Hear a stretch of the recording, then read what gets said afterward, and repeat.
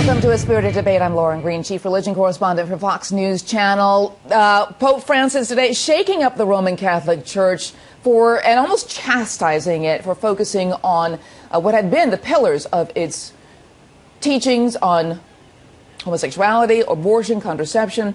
I want to bring in our Fox News contributor, Father Jonathan Morris, to talk about this issue because a lot of things Pope Francis has said is sort of like, oh, this is fine, this is kind of Pope Francis. This is really shaking up the Catholic Church.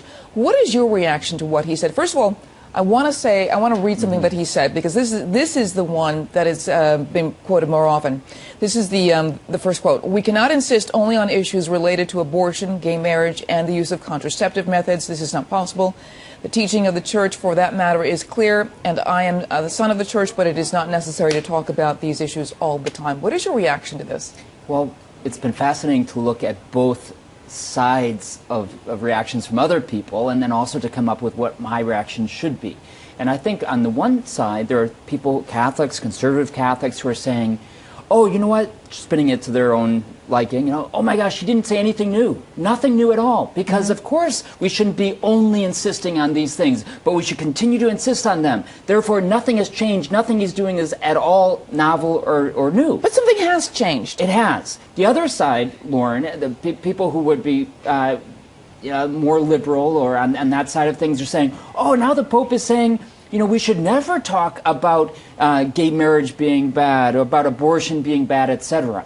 So we have to say, and I'm looking at this myself, as a priest, as a Christian, what should my reaction be? What does he really mean and what can I learn from it? What I think he's saying is that tone matters. And that unfortunately, the great richness of the Bible, the great richness of the gospel message, the great richness of the tradition of the Church is much bigger than just gay marriage issues, abortion issues, etc. Okay? And what he's saying is, if I talk mostly about those things, the other things get lost. What he's even said is, I'm not talking about those things at all. Yeah. Why? Because I know that we have to do that in order to focus on other things as well. But the Church has always faced certain issues in every part of the history.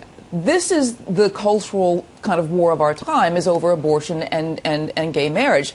So I think the conservatives are saying, why shouldn't we focus on this? Yeah. Why is it not a good thing for a church to focus on? I think he's saying these issues are not the cultural battle of our time. Okay. And if we make those the cultural battle of our time, we're going to really we're going to do disservice to the gospel of Jesus. It has to be those things and many other things. And he's saying in our day, in our media culture, if we just focus on those things or focus on those things mostly, the other things will be totally lost. Because perception is reality, and I think the perception has been the Church is only focused on those things. I want to read one more quote. This is the fourth one we've got.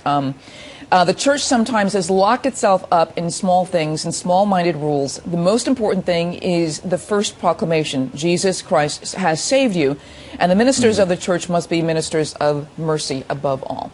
Mercy.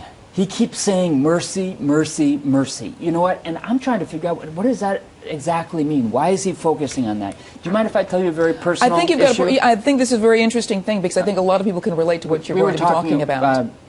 Before, at the break about this. My sister, and I've never said this publicly before today, my sister, and publicly meaning on television, I've told my friends and things, but my sister married legally another woman earlier this year, okay?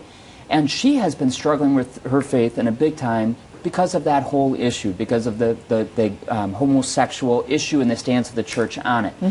I have not known exactly how to deal with that in a good way. And she wrote to me this morning, and she said, and we go back and forth all the time about the issue, and about also how my family relates to her, etc. But listen to what she took from what Pope Francis is saying.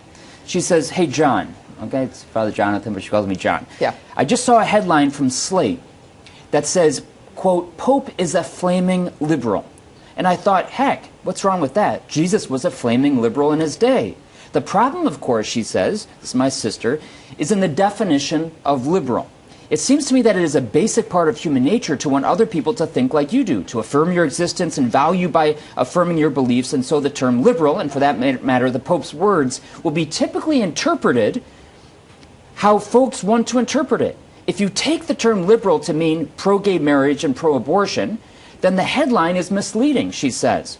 This is my gay sister. Or just plain false. But then she says this, but if you take liberal to mean radically empathetic, radically loving, radically merciful, then the heading is spot on. All this is to say that my first feeling when reading the Pope's interview is that I felt like I was listening to the voice of Jesus. Wow. Very interesting, very interesting. And there are a lot of people may have had the same reaction. A lot of liberal friends of mine have had the same reaction. But the problem is that are they assuming that the Pope is now making a different reading of the Bible? Because the Bible has not changed. The Bible's statements of homosexuality, about how you look at it, those things have not changed. So what is the Pope actually saying about how we should interpret those statements in the Bible? He said, I'm a son of the church. I'm a son of the gospel. I'm a follower of Jesus. I don't change doctrine. It is what it is. I believe that. But he's not harping on that. He's harping on something else. He's giving a tone that is different. He's saying, focus on expressing mercy. Bishops, priests, followers of Jesus, pastors, focus now on expressing mercy, forgiveness, compassion. But the problem is that when someone wants to have compassion, they want to have focus, they want to have all this compassion, but how do you address it in a legal sense when it's about gay marriage, right? I know. You know, when it's not about I've sinned and I need forgiveness. Yeah. It is about a life that says I love another person who is of my same sex, and I believe that God affirms this. That is not what the church is saying, and I think there's a confusion there, isn't there? Yeah. It is hard in practice. But what I'm gathering from this in my own life and dealing with not only family members, but dealing with my parishioners and the way I deal with it on television as well, is be careful. You can be so fixed on making sure you explain the doctrine.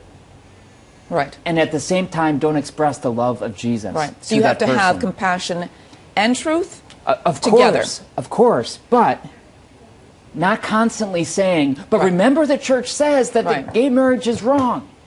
Right. We know it's wrong. We should say it at times. But we have to show compassion, mercy in a way that people can experience compassion and mercy. Does that make sense? It makes perfect sense, and it'll be interesting to see how this is going to play out in the next few months of his papacy and how the church will actually start working with this. It's wonderful. Thank you very much, Father Jonathan, Fox News contributor.